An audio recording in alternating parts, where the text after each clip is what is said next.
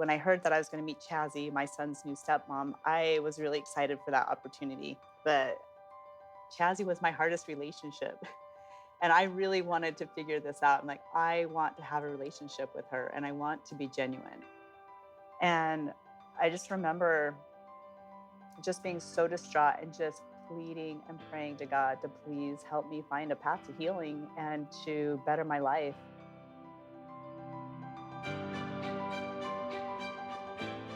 Hey, welcome. This is Family Life Blended, and I'm Ron Deal.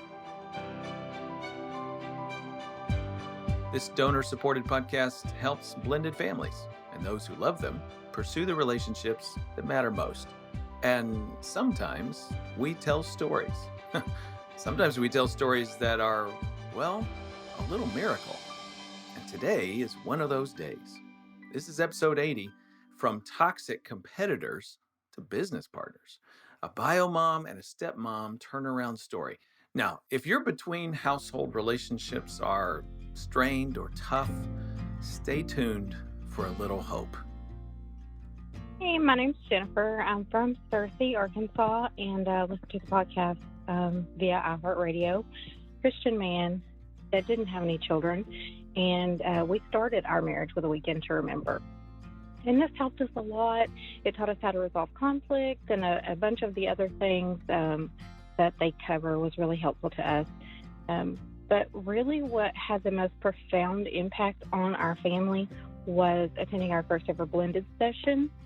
We actually went to a session on a Live Like You Mean It cruise, and I had been struggling with so much shame and guilt that I was not serving God anymore. I felt unworthy. That session changed things for us. We learned lots of stuff about how to deal with, a family, a blended family, but I learned more about learning that it was okay to grieve the loss of my previous marriage, and that it didn't make my husband, mean that I love my husband any less. So your ministry is restoring family.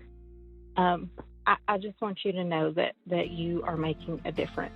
And from the bottom of my heart, I thank you, and what you're doing matters so much. Well, thanks, Jennifer, for those encouraging words. We appreciate it very much. And I know your experience of finding hope for your family when you finally accessed material that was designed specifically for step families. I know that's why you and thousands of others are listening to this podcast and accessing our books and online courses and video series and live and virtual events offered by Family Life Blended. Now, if you're listening and you're new to Family Life Blended, make sure you subscribe to this podcast so you don't miss out on anything. And make sure you check out everything we have to offer for your marriage and family. Just go to familylife.com/blended. And by the way, Jennifer called our comment and question line to leave that message. If you've got a topic you want us to cover, a question you want to ask, or a comment you want to share, the show notes will tell you how you can call us. Or if you'd prefer, you can send us an email. We'd really love to hear from you. Well, Mother's Day is right around the corner, and 30 years of blended family experience tells me that there's a mom and a stepmom out there who both want to feel significant on that day.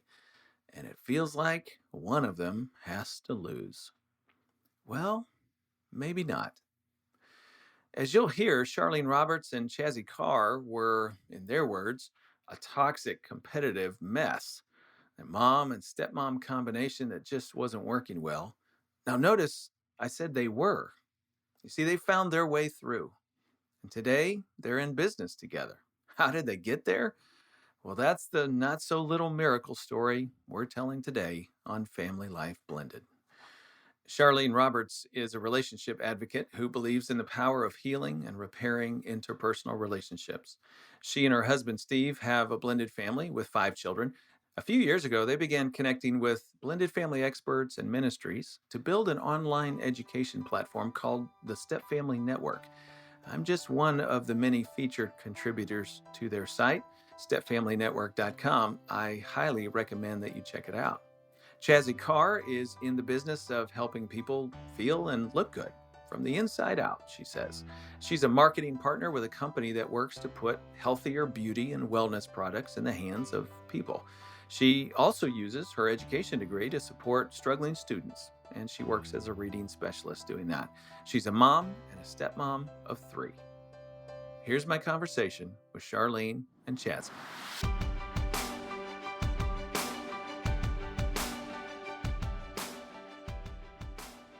Charlene, Chazzy, thanks for being with me today. Glad to be here. So, Charlene, on National Step Family Day, which is September 16th every day, you posted something that I saw on Facebook, and boy, did it catch my attention. And I said to myself, oh, I got to hear the backstory to that. And that's why you're here today. Here's what you guys posted. You said, Chazzy Carr is my oldest son's stepmom. We've been together in co parenting for 15 years. We had what I would say is the typical stepmom, biological mom relationship. I will not sugarcoat the fact that our relationship was toxic, competitive, and we found it near impossible to come together. We were one another's source of a lot of emotional pain. Wow, you got my attention that far. And then you went on and you said, but through God's amazing grace, we found a way of healing our past and forging a new path forward. We share a heart in forgiveness. We have built a friendship. We even run a beauty, health, and wellness business together, helping other women look and feel confident. Okay, we're going to get to that because some woman right now wants to know what that is all about. But we got to hear this backstory about, man, how do you go from a difficult bio-mom, stepmom relationship to something that is described like that, where you can actually work together? This is a story people want to hear.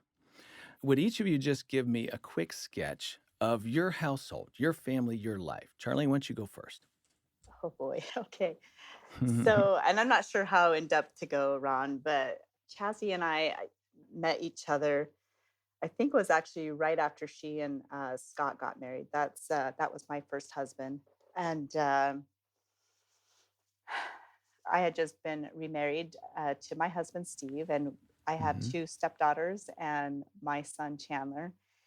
And for me, I really embraced the whole idea of being able to be a stepmom or bonus mom. And when I heard that I was going to meet Chazzy, my son's new stepmom, I was really excited for that opportunity.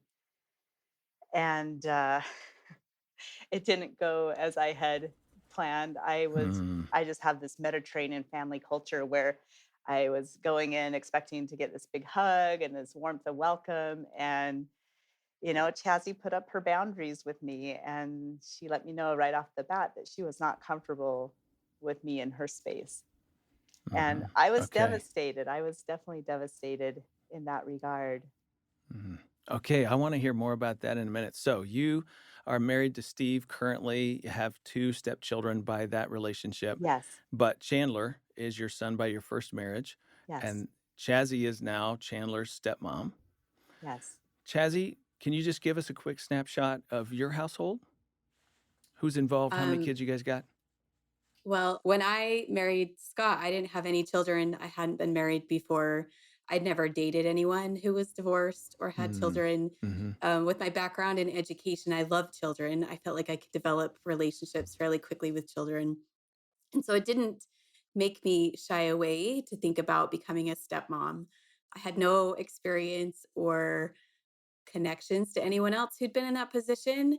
I just felt like it was the right thing for me to do. Mhm. I felt Mm. impressed to marry Scott, and I was confident that I could serve as a mother in some way to Chandler at the time. That's how that started. Okay. And so kind of leads us back to what Charlene just led us into, is this whole notion of, wow, when you guys first met, it didn't go well. And it makes me think of the old adage, every marriage is a two-story house, his story and her story. And I'm sitting here thinking, okay, there's the bio mom story and there's the stepmom story, and I want to get them both because sometimes they're different and sometimes they're sort of similar. So Chazzy, why don't you just jump? We'll come back to Charlene in a minute, but Chazzy, so what was that first meeting like for you? Well, I think we actually did meet before I married Scott. just Mm-hmm. briefly. We didn't spend time Mm-hmm. together. We'd gone to pick, I remember it distinctly actually. We'd gone to pick Chandler up from Charlene's house and we had met briefly then. But of course, I had just the information from Scott about how their marriage had been, what kind of relationship it was. And I made my own observations. It felt chaotic to me, the way that they were managing the kids' schedules and things like that. So I was making my own judgments based on what I was observing and Mm-hmm. then just was prideful about, well, I know better because I have a background in Mm-hmm. education. I know what kids need and they're doing it wrong. So I had a lot of that judgment even before Yeah.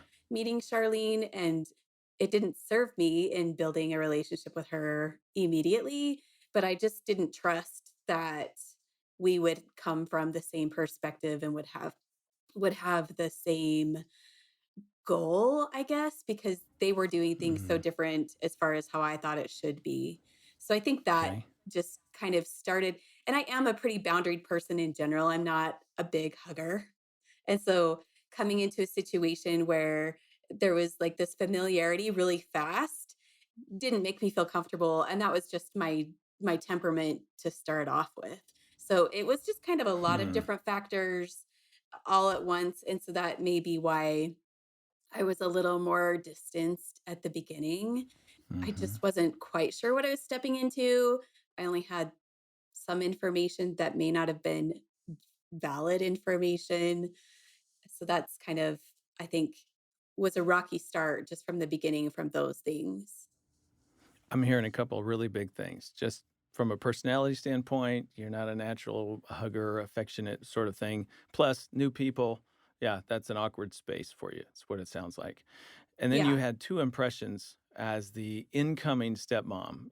One was I have a little bit of information, and based on that, I kind of have some judgments of who Hmm. Charlene is. And then the other side of you was I want to help. It sounds like you were like, "Hey, I have something to offer here. I can help out this young man and his dad, and I'm going to bring some good into this scenario." And it might mean some things have to change or something, but it sounds like that was sort of your heart in the beginning Yeah, in your journey as a stepmom. for sure. He was 5 and so young. And I felt like there was something I could help bring to it. Yeah. And the reason I point that out is, I just love your commentary on that. I don't know if you've talked with other stepmoms or not, but I think that's a common experience that stepmoms have. They have goodwill.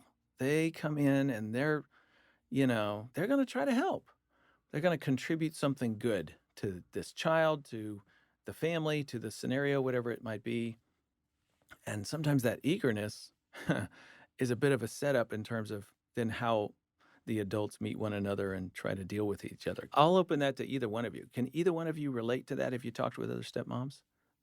Oh, absolutely. I talk with stepmoms quite a bit, Ron. And I think, when Chaz and I were talking about the podcast and what we wanted to discuss, I thought, it's really important to be open and honest about our situation and our journey over the last several years. Because I think it's more common than not that Mm, stepmom and bio moms really have kind of this clashing dynamic.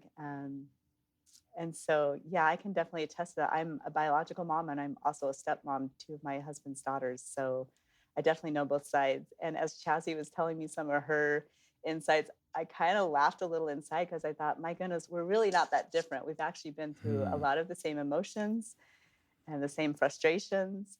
And so it It was, does depend on which side of the fence you stand, though. yes, Right? If you're the bio mom, that's the side of the fence that you're on, and this is my kid, and don't push me out of my throne as the biological mother. Then as a stepmother, you're on the other side, and you've got goodwill, and you're trying to come in, you're trying to please your new husband. All of that sort of is rolling forward, and you can see how you would end up on opposite sides pretty quickly. Mhm.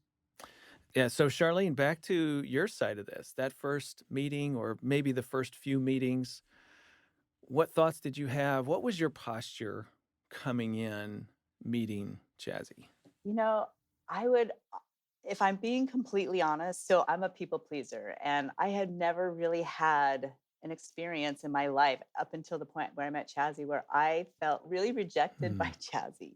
Like I felt like I wasn't given a chance. And I don't know why I took it so personally, but I had this side of me that I really wanted her to get to know me and I really wanted her to like me. That's the people pleaser side of me, or was.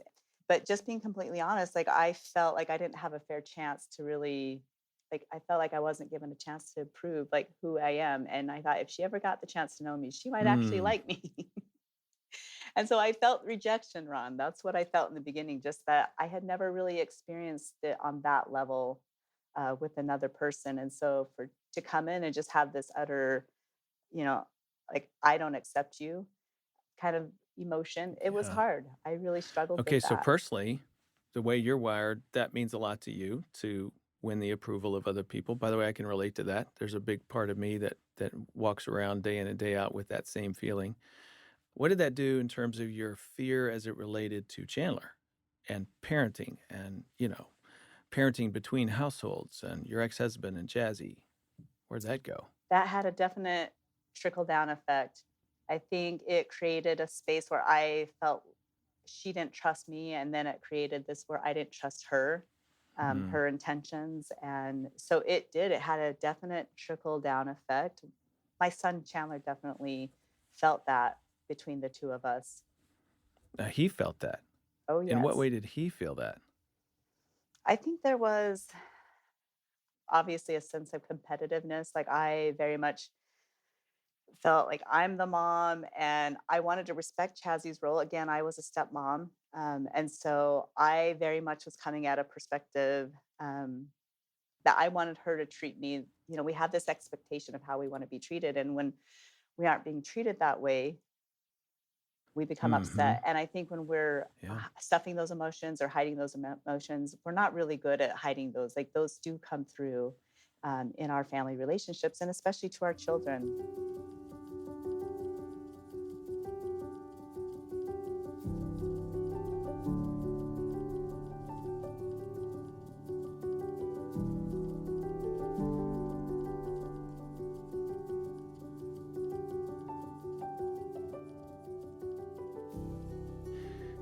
Okay, so Charlene says Chandler picked up on it and she began to feel she didn't trust you, Jazzy, and there was a competition that began to grow between the two of you.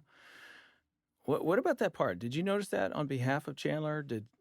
Could you see things in him where he was seemed to be aware of what was going on between the two moms in his world?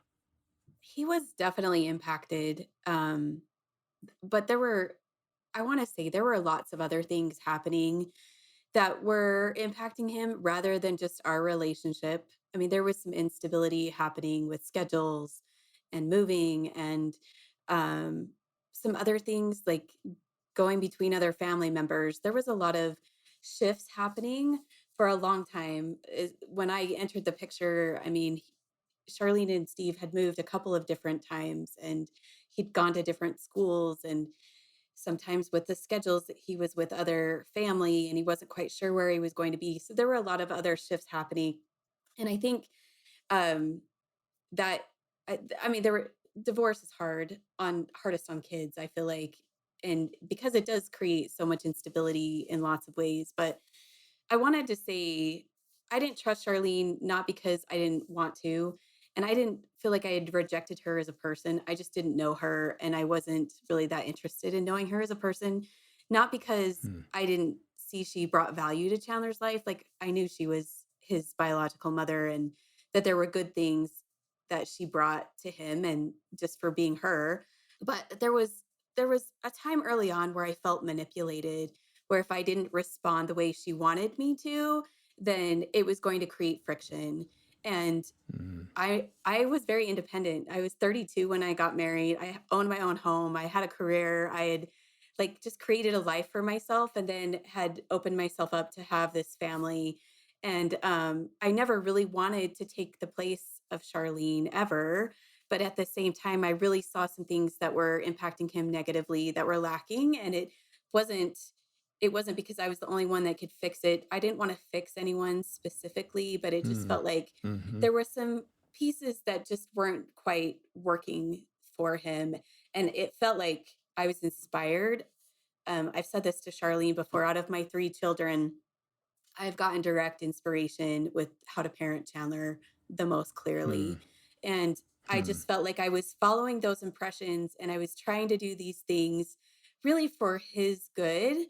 And I talked with my husband about parenting and things like that.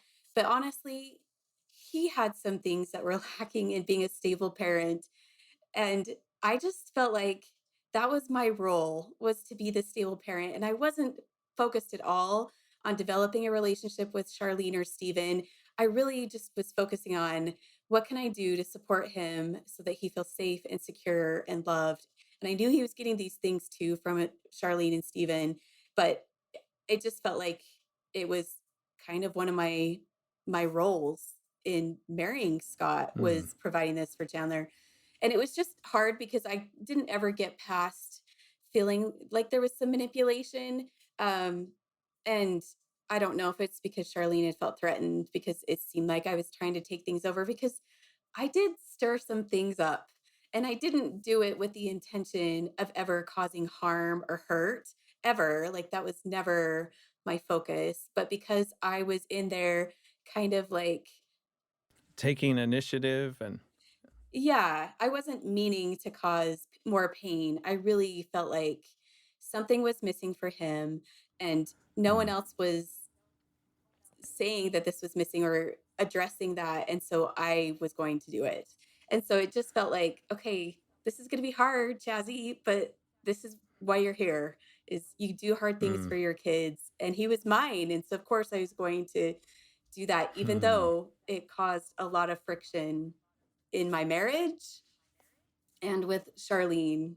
I didn't have much of an interaction with Steven. I mean, it was mostly Charlene and me. So it sounds like you felt a great sense of assignment from God. I mean, you were taking this role seriously and you wanted to step in and make a difference, do something to help this child. And so you set about doing that. And come what may, hey, if that creates some difficulty, too bad, because he needs this from me and I'm able to provide it and I'm willing to provide it. Is that sort of how you went about your approach? Exactly. I'm just curious. This is sort of fast forwarding to the end, I know, but looking back now, um, if you could talk to that part of yourself that sort of aggressively set in with that agenda, what would you say? Um, I think I would tell myself first off, there's 2 sides to every story. Hmm. And just because of things that my husband had said didn't necessarily make them true or accurate, and that it would Okay. have been worth the time to invest in a relationship with Charlene and try and build something that was workable. By the time I got to that point, there had just been so much pain and damage with one another. It felt like I had no Hmm. idea how to approach it, but that would be one thing that I would tell myself is take the time to just talk, not necessarily to make decisions, but just to build something where you could Hmm. work together. And the second thing is just slow down. Like, yes, there's Hmm. some things that need to be rushed, but not as many things as you would really suspect. Yeah, that does sound like really good advice that only a little life experience can help you to Hmm. see in that. Wow. So, Charlene, you're on the other side and you're feeling her pushing that agenda and you're trying to influence. Sounds like she sort of felt like that was manipulative, I think was the word that she used. And so, wait a minute, this is my space. You stay in your space. That didn't sit well for you. It did not. So I grew up with a family of 6. I'm the oldest of a total of 6 kids, and, when Steve and I got married, I had 1 child, and then all of a sudden it was this instant family with, Hmm. his 2 daughters, and then actually at the time, my sister, my 14-year-old sister came to live with us, so we really were in this adjustment period, and it was a little chaotic for sure. My life always like, it definitely seemed a little chaotic trying to juggle being a new stepmom Yeah. and then also in the case trying to help my sister. And I think, my first reaction to Chazzy was like for me, like it initially it may have felt very like abrasive, but I also think, I very much believe in grace. And Genuinely, I wanted to have a relationship with her. I was a product of divorce, and I really like my parents went through Hmm. some hard things in their divorce and when it came to custody. And so I really wanted to do things different. And I wanted to, I think that's why I was hurt that I feel like there wasn't a chance. And as things progressed, more and more, I felt threatened in my role as a mother. And we went through a lot of court cases and mediations over custody. And in my heart of hearts, like that, like I feel like the adversary always hits us hardest where we are most vulnerable. And I think for Yes. me, my motherhood was really everything. And so to almost feel this disapproval with Chazzy was just like it just wrenched my heart. But Mm. on the other spectrum, I understand what Chazzy's saying. The girls, the bio mom that I work with, my stepdaughters, their mother, she had this saying between us, and we had our little differences too. But I love that she said that. She said, Charlene, between the two of us, we are the perfect mom. And there was this Hmm. recognition that I have my shortcomings and you have your shortcomings, but I have my strengths and you have your strengths. And if we put them together, like we can be this great, mom figure for our kids. And so with Chazzy, I as much as I really wanted that, and I'm not saying everything was perfect with my stepdaughter's mother. We definitely had our differences too. But I like that approach that she was willing to give it a You chance. wanted to orchestrate that with Jazzy, I and you did. couldn't, and so there was a barrier there, and I would imagine, I don't know what else happened. It sounds like court and, trying Mhm. to figure out parenting situations. That widened the gap Oh for both of yes. you guys? Oh yes. It was like when we went to court, it was like preparing for battle. It was awful. Like Mhm. it would like Mm. just wrench my stomach. I've never been through emotions like that. It was really hard. It Mhm. really was this like, here's a person you want to get along with, a person you loved at one point, and you're going to court with them. And the ugly just comes out when you're going to court for custody. You start building some ugly cases and some ugly things against each other. And Yeah. that was the toxic part of it. That was the ugly.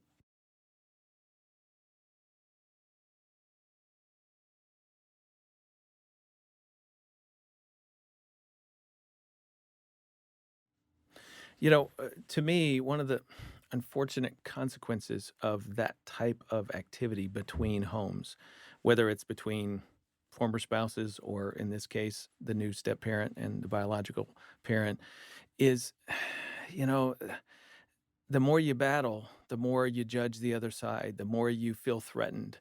And as pain grows, then you kind of buckle down and you're sort of like digging in your heels. And now it's not about collaboration anymore, it's about winning. And it seems like you're forced into that because you might imagine the other side's trying to win. Well, we have to win because if we don't try to win, then they're going to win. And that's not going to be great. So we don't want that, just brings more pain and heartache. And so it just widens the chasm between you. Chazzy, I'm curious, what was your experience as a result of those going to court? How did that impact you? It was miserable. I mean, I can hardly like think back to that time because it was hard for lots of different reasons. I mean, I did step into a role of parent of Chandler immediately, and there were things that I was excluded from because I wasn't his biological parent. And I wasn't, even though I was his main caretaker, and I feel like I was more involved as his parent than his dad was, I wasn't included in all of the decisions. And really, Yeah.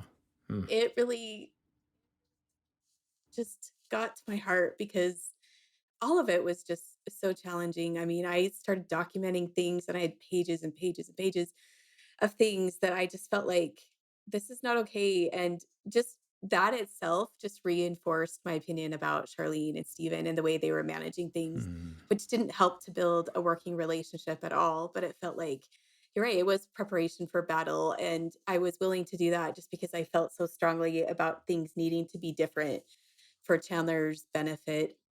It was hard. Things came out. Charlene said some things about me that were really hard for me to hear about being a surrogate parent and things like that, that like really like made me question.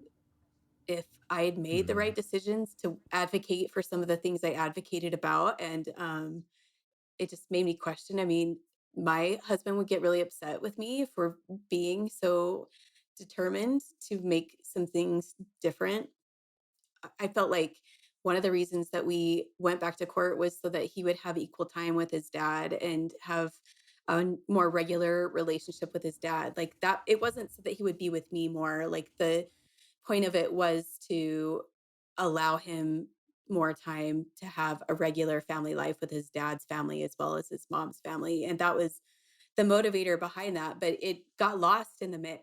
I think that whole reasoning was lost because of pain and hurt. And it was really hard to see the other side of things. But it was really difficult. And it didn't happen just once. It happened, I don't know how many times we went to mediation, 2 or 3 times. And more than that, I Yeah, blocked I it think it out. was But over. I think there was court and mediation. We probably over a half a dozen times. Yeah. I Wow. don't even Mm. know. It just felt like it was, I mean, it wasn't good for him, it wasn't good for us, and it's not that, I don't know. I think all of us were trying to do what we thought was best for Chandler, and we just Mhm. weren't able to come together of the same idea.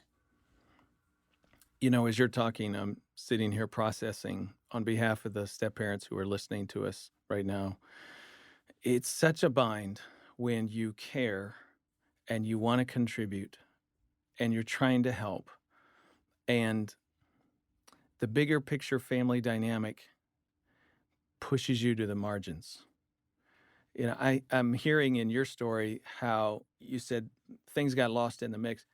You sort of got lost in the mix. Like your role, your place, who you are. No, that gets pushed to the side because we have this court thing we got to deal with because your agenda doesn't fit bio parent dad's agenda or bio parent mom's and the other household's agenda. And so you continue to be marginalized. And I just want to acknowledge for our listeners that is a really, really frustrating place to be, to care so much and yet feel so powerless. Laura Petherbridge, in the book that she and I wrote, The Smart Stepmom, one of the things we talk about is that and how you have to try to balance it with what influence can you bring and when do you just need to step back and sort of embrace what is. It's such a hard balancing act and it is a frustrating place to be. And at the same time, the bigger picture is because of all this conflict, the gap between you and Charlene is getting bigger and bigger, and hard feelings, more and more water under the bridge. So let me ask you both this question. When and how in your heart did things begin to make a turn for the better? What was it that led to a shift or a posture change or a dynamic change or whatever it was? What was it? When did it happen? And how did that take place? And it could have been very different for each of you. I don't know. So for me and in my perception, how I saw the path forward in getting through to the other side was just always genuinely wanting to have the sweetness of forgiveness. Like I really wanted to have a relationship with Hmm. Chazzy and with my son's dad. And I think sometimes we do that because it makes us feel good. And so I want to make sure, like I've actually been through a long process over the last 2 years and learning about codependency and carrying the emotions of others. And I kind of have this addiction where I'm like, in order to feel good, I want to make sure other people feel good or it's just kind of this. But for me, Mm-hmm. in moving through forgiveness with, especially with Chazzy, because I will honestly say Chazzy was my hardest relationship. And Hmm. I really wanted to figure this out. I'm like, I want to have a relationship with her and I want it to be genuine. And it kind of came unexpectedly, but I know for me, Chandler got married about a year ago. And Hmm. prior to that, I had been through my own recovery program and just trying to heal some of the traumas in my past, because I think sometimes what we don't understand is that we carry traumas from our childhood that come into our marriages. They come, how we raise our children, how we contend with and deal with our interpersonal relationships. And there was a lot of self-realization when I decided, really I surrendered. I was living in such a broken place, and it wasn't just with Chazzy. I looked at a couple of my relationships. My marriage with Steve was struggling. My relationship with my stepdaughters was struggling. And I was just all my relationships to kind of seem to be having this conflict and this struggle. And I just remember just being so distraught and just pleading and praying to God to please help me find a path to healing and to better my life. And it's a long and personal story, but really it was in the surrender and deciding I didn't want to live like this anymore. I was so miserable. Mm, Like, I on the outside I looked like this joyful happy person, but inside I was just in so much pain because I felt like my relationships were like I had been self-sabotaging myself, and I was self-sabotaging my relationships around me, and I needed to take accountability for that. And that was really hard to look in the mirror and understand that maybe the problem wasn't Chazzy, maybe it wasn't Scott, maybe it wasn't my husband or my children or my stepkids. It was me.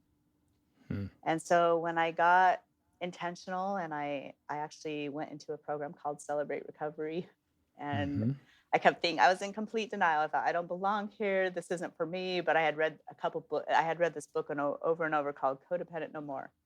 mhm. And in the book, it talks about going to a recovery program. And I thought, I'm not an addict. I was in complete denial. Well, Yeah. I went and I spent a year in recovery, and it was the best thing I ever did for myself because you start doing inventory of your relationships and where the damage was. And really, it starts back in your childhood. And there were a lot of self realizations and a lot of being able to forgive ourselves is first and foremost the hardest thing. Hmm. You connect those dots from your Yeah. family of origin and previous relationships, and you can see how it brings you to who you are today. Yeah. And Mm, there was so much that I was unaware of, and so much that had mhm, shaped me into this, to where I was in this space. And really, I always thought forgiveness came easy. I thought it's easy to forgive people, but I didn't know what true forgiveness was until I experienced that with Chazzy and with Scott. hmm, And when that came forward, and it wasn't that long ago, it was probably what, Chazzy, about 2 years ago, that Mm. Scott and I had apologies. And when Scott reached out to me to apologize, he said, I'm going through recovery. He's like, I'm in mhm, this program where I'm learning about recovery. And I just about lost it because I thought, so am I. And he was asking for forgiveness. And I said, Scott, you're already forgiven. Like, I forgave you a long time ago, but it felt nice to have that. And he also conveyed to me that Chazzy was supporting him in that. And that meant so much to me to hear that she was supporting him in the two of us being able to move forward mhm. in forgiveness. Wow. And for Chazzy and I, that came at an opportunity last year at my son's wedding, our son's wedding. Mm, Um, and my son asked, he's like, "Could you help Chazzy put a dinner together?" That was like our side of the family was taking care of the dinner, and I was a little apprehensive because I didn't want to step on toes. And again, there was a history there, but I thought I would love to do that for you. And so I reached out to Chazzy, and and how did that go, Chazzy? So you're on the receiving end of this. What were you thinking and feeling? Well, I had done a lot of work to get to this point.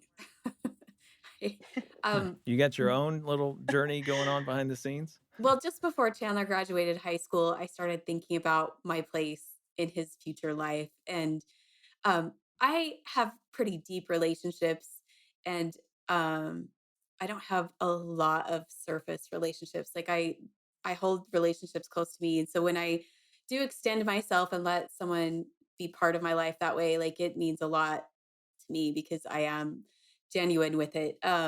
But when he was at the end of his junior year, senior year, I just started thinking about like he's going to leave home and he may choose to never come back. And that is not Mm, the kind of mm, relationship I want to have with him. And then he's going to get married. I'm a bit of an overthinker. Then he's going to get married and have kids, and I'm never going to know about what's going on. And I just went mm, forward in mm, my brain about all the what ifs if I didn't make something different. And I thought about Charlene and Steven and my relationship with them. And I really came back to how it impacts Chandler and that he's not going to want me around if I make it difficult because he doesn't really like difficult situations. And I knew this about him and wanted to change something within myself in order to be included. And maybe that's self serving, but I really did want him to know that he could love all of his family.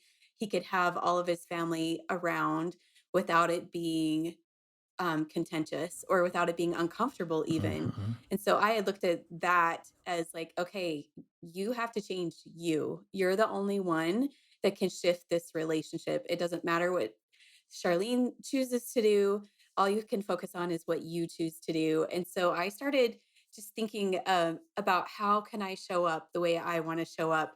And this shifted in some other relationships in my life, but Charlene was the one where I had the most regret about how I treated her in our earlier part of our relationship and how I felt just guilt about that just because I was not kind many times. But that was a point, and I don't know if you remember this, Charlene, but I reached out to her about the time he was graduating high school, and I talked to her about doing graduation announcements, if she was okay if I did that for him, and also tried to coordinate so that we could sit together at graduation where it wouldn't have to be this thing where he had to coordinate two different events.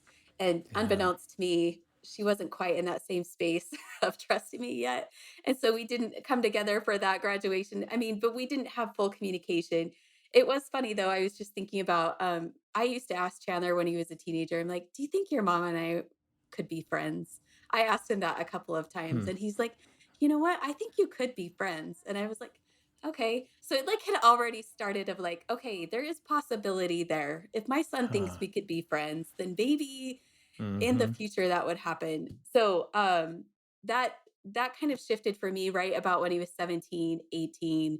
And I had reached out to Charlene and sent her an email just apologizing for not handling things better when Chandler was younger. And she had responded, but it didn't start a relationship of any sort. But at least I tried to make amends in the best way that I could in hopes that going forward with the life events that we could work together and make it a place where Chandler felt loved and cared for. So then when he got married, yeah, I remember thinking about that wedding dinner and I wanted to be involved, but I didn't want to take over anything at all. And finding a way to work together, it took a lot of guts for me to call her. I remember Yes, a lot of just being courage. so nervous of like, okay, Chazzy, just do it. Just call her. Just dial her number, call her, have a conversation. It's okay. And getting to that point was challenging, but it was worth it. And then we did work together and we were able to communicate and use each other's strengths. And it ended up being a wonderful wedding. And I remember even on his wedding date, just feeling so much gratitude that we got into a place where we Hmm. could be in the same space and feel love and gratitude together and with Chandler and for one another. I mean, at the mother son dance, he danced with Charlene and then he danced with me. And it just brought up all kinds of emotions of just Hmm. feeling like that unit was complete and that it was worthwhile. And it was, so it was really healing to go through that opportunity all together.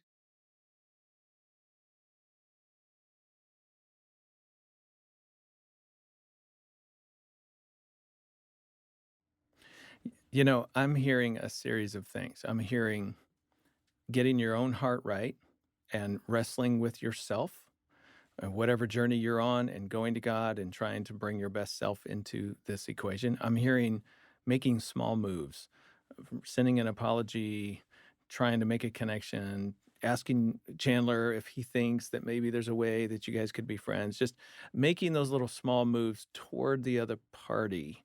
Both of you guys were doing those things. And then the biggest one is who knows what God's doing on the other side of the fence? Like if you don't ever try, if you don't ever make a move toward the other in mercy or in grace, then you can't discover what God's been doing in the other person's heart that you don't know anything about and how that might open the door to something being different, which obviously you guys eventually discovered. Okay, so take me past that first sort of success moment. What happened next? Like, Okay, we had that great thing at the wedding. Now what? Well, I have a small business that I'm building, and it is sharing amazing products to help people have healthier skin, hair, and their wellness. And I Mhm. work my business pretty actively and hold events online, sometimes in person. But I had invited Charlene to an online event to come find out about these products that I was using that had made such a difference for me. And she came. Again, I was so nervous, Hmm. but I did invite her Uh-huh. to that. And she came and trusted me and listened and decided to become a customer, and then Hmm. experience the magic of Monique. And then within 3 weeks, join me on my team. I asked her, I'm like, hey, what do you think? Do you want to do this Wow. together? And it was a short period of time. And she said, yes, yes, let's do it. Okay, so every one of those moves, Charlene, in this case, it was you, an act of courage. Well, you got invited, but you went, and then it's just a movement of mercy and moving toward. Um, did you have second thoughts in the middle of all that? No, I didn't. And I think that was the nice thing. Like, at this point, a lot of the emotions had been wiped, like all the things that were triggers for us, Ron, had been Hmm. wiped away. So Really? it was one of Wow. these things, there wasn't anything for us to be confrontational about. And again, when you go through healing, when you go through the true healing and grace of forgiveness, it really is washed away. It is one of the sweetest things I have Hmm. ever experienced.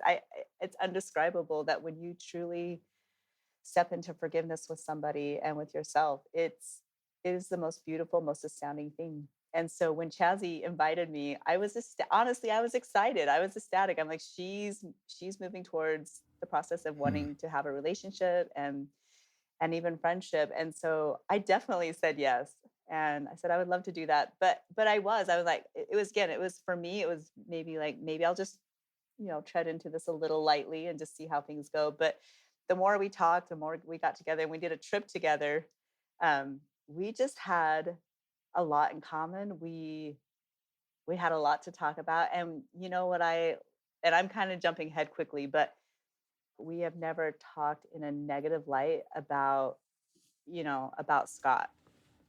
And I Hmm. think a lot of people thought, oh, when you guys get together, I bet you have fun, like talking about Scott. And I'm like, actually, we don't. And I think if anything, there's a lot of compassion and empathy for him. And I think Chazzy and I have both been through a lot. Um, Hmm. Hmm. all of our families have, and our children. But I think the beauty of it is that when you really go through true healing and forgiveness, it changes you and it Hmm. changes your relationships. And so yeah, the experience, like what we have built, not only a business, but our relationship has been for the Hmm. positive. It's been a great experience. That's beautiful. Your observation about not talking about Scott, I just want a little commentary for the listener. Yeah, that's easy to do because it creates an artificial bond. Two people come together and make fun of a third. All that does is make you feel like you're close when really all you're doing is just, chatter and creating an artificial relationship. So that's no way to create something genuine. And it's toxic. And that's like when you're trying to rid the Yeah. toxic, if you bring that up, it just creates more of the negativity. And so we've decided in our relationship, we don't need to talk about it. It's just mutual understanding. I genuinely feel Chazzy knows what I've been through, what I had been through in my relationship. And I knew in the quiet of my heart what she was also experiencing was very similar to what I had experienced. And so it was just kind of this loving understanding that we don't want to do more damage. Okay. I'm going to leave you with this challenge. The two of you are standing side by side, and somebody who's listening to us right now is saying, yeah, but wait a minute, guys, you don't understand. My situation, it's hopeless. And I hear you, at some point, you started taking risks and moving toward the other with a heart of grace and mercy, but it's just not going to work for me. What would you say to that person? What I've come to realize through this process and working on other relationships is just stop focusing on what the other person is doing or not doing, and just show up as the person you want to be every time, every situation. If you can show up how you really truly want to be, even if it doesn't feel comfortable in the moment, if you have a clear picture of who that is, then it will come and only good things will follow you with it. And that's where the focus can be to really alleviate some of this heartache. Is it can always say, well, at least I did what I felt was genuine for me in the situation. Hmm. Charlene? What I would say to other co-parents in high conflict is that, you know, it's human nature, and it's really easy to peg our emotions of unhappiness in our relationships on other people. And I did that for a long time. I lived in that space of blame and feeling victimized. And what I stepped into when I decided it was time to heal myself was that I no longer felt powerless. And I think oftentimes in our relationships, especially in step family dynamics or as a stepmom, we do feel, and I heard Chaz even bring that up, that we feel powerless, but be assured we are not powerless. There's a scripture I love, Romans 12, verse 2. It talks about the lines, do not conform to the patterns of this world, but be transformed by the renewing of your mind. Then you will be able to test and approve what God's will is. And I love that scripture because it is easy to fall into the trap of poor mindset, and we feed ourselves such negative thoughts sometimes when it comes to the hard things in our life or relationships. And when we can start becoming more positive about ourselves, and we can start practicing self-love, and I'm not talking about selfish, I'm talking about divine love, the way God loves us, and we start seeing ourselves for that in that way, we will also start to love other people that way. It will be what we attract. Our relationships start to change when we start to change our mindset and how we approach and treat others.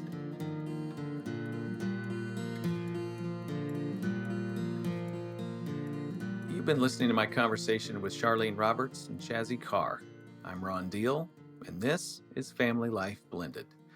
We're going to hear their answer to that question in just a minute. You know, as they told their story, I kept thinking to myself, everyone knows that when a mom and stepmom compete, that their relationship deteriorates. We know that. They can't respect each other, and the gap between them just keeps getting wider. But what moms and stepmoms often miss is how their individual relationship with the child deteriorates also. Listen, when kids see you disrespect one another, it makes them disrespect you on some level. Sometimes stepmoms definitely get the worst of this, but it happens to biological moms too. Plus, the kids, they get caught in your battles. They pay the price for your war, and they carry the scars of your bitterness. It's just not worth it.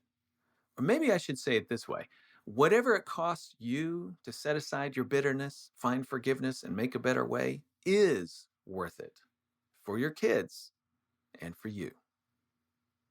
If you'd like more information about my guests, you'll find it in our show notes, or you can just check it out on the Family Life Blended podcast page at familylife.com/blended podcast.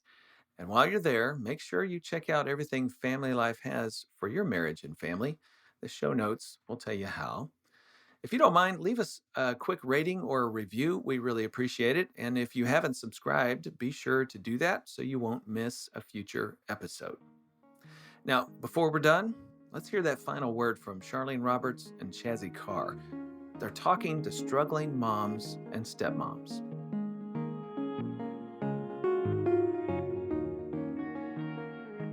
Steve and I have been married 17 years, and I would say, not for lack of trying, but we were trying to educate ourselves in ways that traditional ways. And I think when you're in a blended family situation and dynamic, it is not the same. And we really lacked the education and the understanding to what a step family truly was. And when we started finally reading some of your books, Ron, I read The Smart Stepmom was the first book that I read. And I was just baffled to see and understand that I was not alone. I felt so alone as a stepmom in my stepmom journey and in my stepfamily dynamic. It was painful sometimes to just feel that loneliness and isolation. And when I was able to start reading these books, it just opened my world to such a better, I felt so loved and so understood that I was not alone. So I always advise to couples and families that are in step family dynamics to educate yourself, read some books, get with a coach, someone that really understands step family dynamics. It will change your world. Great. Jazzy? Something I think I would say to people in the middle years of any marriage or family situation is to continue to invest in yourself and make sure that the value that you offer to others also be offered to yourself. Meaning, we don't stop investing in our children's development and growth and hobbies and talents and skills, but we often stop doing that for ourselves once we're in the middle of parenting and marriage and all of that. But to take the time, especially I think once you've overcome so many challenges from the first few years of marriage, of then allowing yourself to breathe and reinvest into something you enjoy doing, something that allows you to be a whole person still in this framework of family and in this framework of marriage. But don't let that get lost, because it is such a good way to mentor your children to understand that whether they marry or not marry, that they can, and in those families themselves, they can still be whole people. And that is a benefit to everybody. In recognition of Mother's Day, next time, we're going to hear from Summer Butler and Gayla Grace. If I'm staring at everything I don't have, I'm steering in that direction, and that's where my focus is. That's Summer Butler and Gayla Grace with practical tips for smart stepmoms next time on Family Life Blended.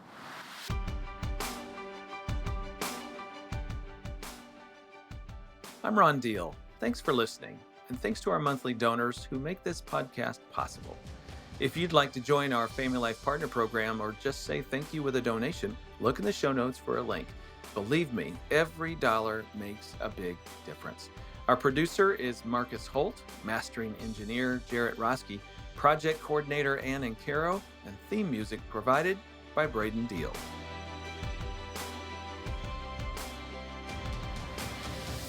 Family Life Blended is part of the Family Life Podcast Network, helping you pursue the relationships that matter most.